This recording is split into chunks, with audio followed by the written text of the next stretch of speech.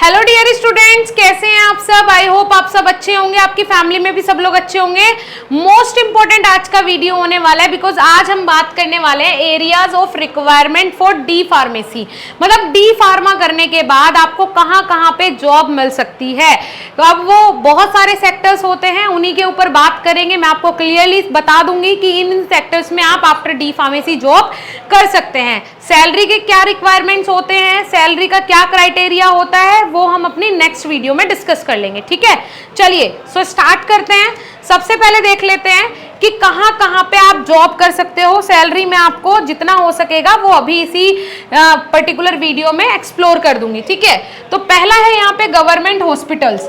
ठीक है, अब देखो कोई भी फील्ड हो, कोई भी सेक्टर हो, इंडिया में सबसे पहली चॉइस होती है कि आप गवर्नमेंट जॉब करना चाहते हैं, गवर्नमेंट सेक्टर में जाना चाहते हैं। वो सेंट्रल गवर्नमेंट की जॉब भी हो सकती है, वो स्टेट गवर्नमेंट की जॉब भी हो सकती है। दोनों ही लेवल पे हॉस्पिटल्स में जॉब वैकेंसी निकलती है, सेंट्रल हॉस्पिटल्स में भी और स्टेट हॉस्पिटल्स में भी।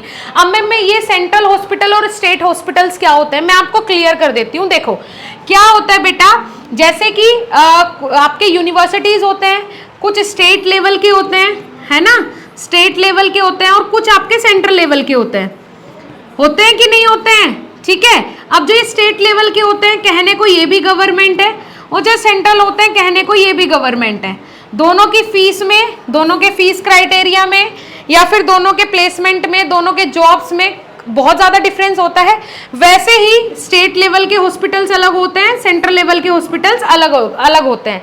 ठीक है, वो डिफेंस में आ सकते हैं, अलग अलग फील्ड्स में आ सकते हैं, कोई प्रॉब्लम नहीं, कोई इशू नहीं। ठीक है, चलो सैलरी का क्या क्राइटेरिया होते हैं। ऑफ कोर्स जो सेंट्रल लेवल के होंगे उनमें जो सैलरी होगी वो लगभग स्टार्टिंग सैलरी जो होती है वो एक फार्मासिस्ट की वो होती है 30 से 35 हजार, 30 से 35 हजार। और जो स्टेट लेवल के होते हैं बेटा इनमें होती है लगभग स्टार्टिंग सैलरी 20 से 22 हजार। ठीक है, 20 से 22 हजार से स्टार्टिंग होती है आपकी सैलरी की। हो गया आपका गवर्नमेंट हॉस्पिटल्स। गवर्नमेंट हॉस्पिटल्स में आप एज अ फार्मासिस्ट काम कर सकते हैं, आप इसके फॉर्म अप्लाई कर सकते हैं डी फार्मा करने के बाद। क्लियर है जी। चलो नेक्स्ट आ जाता है आपका क्लिनिक्स। आप क्लिनिक्स पे एज अ फार्मासिस्ट काम कर सकते हैं, जैसे कि किसी भी डॉक्टर का क्लिनिक है, ऑफ कोर्स वहां पे मेडिकल स्टोर तो होगा ही होगा, तो आप उस मेडिकल स्टोर पे एज अ फार्मासिस्ट काम कर सकते हैं। ठीक है, चलिए उसके बाद प्राइवेट हॉस्पिटल्स। प्राइवेट हॉस्पिटल्स में भी आप एज अ फार्मासिस्ट काम कर सकते हैं। नेक्स्ट है आपका, अच्छा इनकी अगर सैलरी की बात करें तो स्टार्टिंग सैलरी क्लिनिक्स पे वही होगी आपकी 12 से 13 हजार रुपए, और आपके हॉस्पिटल्स में भी स्टार्टिंग सैलरी 12 से 15 हजार के बीच में होगी। अब ये डिपेंड करता है कि हॉस्पिटल कौन सा है, किस हॉस्पिटल में आपको जॉब करने को मिल रही है ना। तो लगभग हम इसको एक क्राइटेरिया दे देते हैं 10 से 12 हजार, 10 से 15 हजार तक। ठीक है, स्टार्टिंग सैलरी आपकी हो सकती है ना। 10,000 9,000 से ही मेनली शुरू होती है, बट कुछ सिटीज ऐसी हैं जहाँ पे हॉस्पिटल्स में अगर आपको ठीक ठाक सा एक्सपीरियंस है 1-2 साल का, तो आपको लगभग 15,000 तक, 12,000 13,000 14,000 15,000 तक आपको सैलरी मिल सकती है, कोई दिक्कत नहीं है। लेकिन उसके लिए एक्सपीरियंस मस्ट है। एज अ फ्रेशर आपको 8-10 हजार ही मिलेंगे स्टार्टिंग में।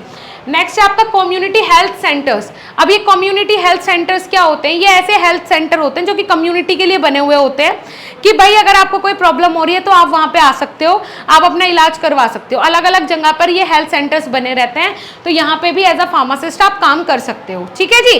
स्टार्टिंग सैलरी की बात करूं तो वही यहाँ भी आप मान के चलो 12 से 15 हजार से होगी। प्राइवेट ड्रग स्टोर्स, जो प्राइवेट ड्रग स्टोर्स होते हैं, फार्मेसीज होती हैं नॉर्मली, जो कोई भी खोल सकता है ना, जो एक फार्मासिस्ट है, तो वहां पे भी आप एज अ फार्मासिस्ट काम कर सकते हैं। जो बड़ी बड़ी फार्मेसी होती है वहां पे भी फार्मासिस्ट की वैकेंसीज निकलती हैं, आप वहां पे भी एज अ फार्मासिस्ट काम कर सकते हैं। सैलरी वही होगी 10 से 12 हजार के बीच में स्टार्टिंग सैलरी। उसके बाद फार्मास्यूटिकल फर्म्स, जो फार्मास्यूटिकल फर्म्स होती हैं, फर्म्स मतलब जहाँ पे दवाइयाँ बनती हैं, ठीक है, जो थर्ड फैक्ट्री मैन्युफैक्चरिंग प्लांट्स होते हैं वहाँ पे भी एज अ फार्मासिस्ट आप काम कर सकते हैं। अगर कोई ठीक ठाक कंपनी नहीं है तो आपकी स्टार्टिंग सैलरी 8-10 हजार से ही होगी। अगर ठीक ठाक है, अच्छी खासी है, मल्टीनेशनल है, तो भाई फिर तो आपकी जो सैलरी है वो लगभग 15 से 18,000 से स्टार्ट होगी स्टार्टिंग सैलरी, ठीक है, विदाउट एनी प्लेसमेंट। ये प्लेसमेंट वालों की बात नहीं हो रही है, विदाउट एनी प्लेसमेंट वालों की हो रही है। चलो एजुकेशनल इंस्टीट्यूट्स, एजुकेशनल इंस्टीट्यूट्स में एज अ लैब अटेंडेंट आप काम कर सकते हैं और सैलरी आपकी यहाँ पे कितनी होगी, 8 से 10,000 रुपए स्टार्टिंग सैलरी होगी। 1 साल बाद आपकी सैलरी 12 से 15,000 आराम से हो जाएगी। नेक्स्ट है आपका सेल्स एंड मार्केटिंग डिपार्टमेंट। देखो बस एक यही ऐसा डिपार्टमेंट है आफ्टर डी फार्मेसी या फिर खुद का सेल्फ एम्प्लॉयड, अगर आप खुद का मेडिकल स्टोर खोल रहे हो, आपको अच्छा खासा एक्सपीरियंस है, लोकेशन आपके पास बेस्ट है, तो आप एक अच्छा खासा अर्न कर सकते हो पैसा। गवर्नमेंट सेक्टर में जा सकते हो आप अगर कंपीट कर पाओ बी फार्मा वालों को, और यहाँ पे सेल्स एंड मार्केटिंग डिपार्टमेंट में। लेकिन इसके लिए सबसे ज्यादा इंपॉर्टेंट और महत्वपूर्ण होता है आपका कम्युनिकेशन स्किल।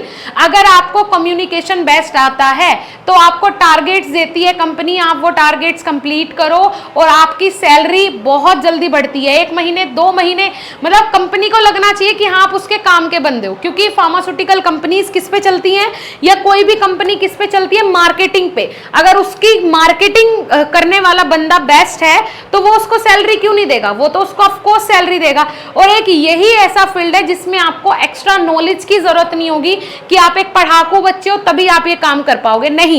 इस काम को हर वो बच्चा कर सकता है जिसका कॉन्फिडेंस लेवल अच्छा है, वो इसमें कितना भी अर्न कर सकता है। हेक्टिक वाला काम है, ट्रैवलिंग वाला काम है, लेकिन हाँ काम अच्छा है। अगर आप टारगेट्स कंप्लीट करते जाते हो तो इंडस्ट्री आपका पैसा भी बढ़ाती जाती है, और अगर उसको लगेगा कि आप उसके ज्यादा काम के बंदे हो, अच्छी सेल्स लेके आ रहे हो, तो ऑफ कोर्स वो आपको मुंह मांगी कीमत देगी, मुंह मांगी सैलरी देगी, ठीक है। तो एक डी फार्मा वालों के लिए सबसे बेस्ट ऑप्शन होता है, राइट। और जिससे बात नहीं करनी आती, कन्वेंस नहीं करना आता, तो वो यहाँ भी कुछ नहीं कर पाएगा। चलो उसके बाद रिसर्च एजेंसीज, रिसर्च एजेंसीज में आप जा सकते हो, लेकिन बेटा यहाँ पे आप डायरेक्टली नहीं जा पाओगे।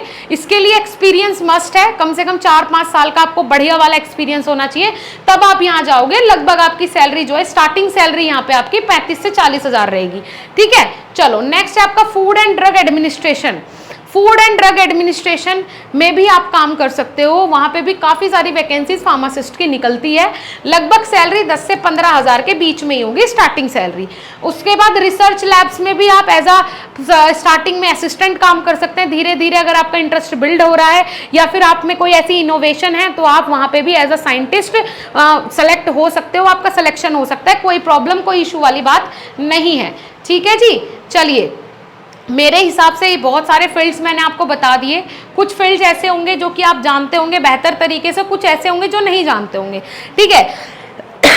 सॉरी, एक ओवरव्यू मैंने आपको दे दिया है सैलरी का कि कितना पैसा मिलता है। ऑफ कोर्स कोई भी बंदा अगर काम करता है या कोई भी कोर्स करता है तो लास्ट में आके क्या आ जाता है कि भाई सैलरी कितनी मिलेगी, है ना, सैलरी का क्या है। तो वही चीजें मैंने आपके सामने क्लियर कट बता दी है। बाकी क्लियरली कि कितने पर एनम आप कमा सकते हैं आफ्टर डी फार्मेसी, क्या आपका क्राइटेरिया रहेगा, कौन कौन से आपको नियम कानून फॉलो करने होते हैं जब आप एक अच्छा पैकेज ले सकते हो आफ्टर डी फार्मेसी, वो सारी चीजें आने वाले टाइम में मैं आपको बताऊंगी, अच्छे से समझाऊंगी, ठीक है। अभी पहले ध्यान से ये देखो, ये डी फार्मा की ऑनलाइन क्लासेस है जो कि हम अपनी एप्लीकेशन पे प्रोवाइड करवाते हैं, बीएसपी फार्मेसी ऑफिशियल पे।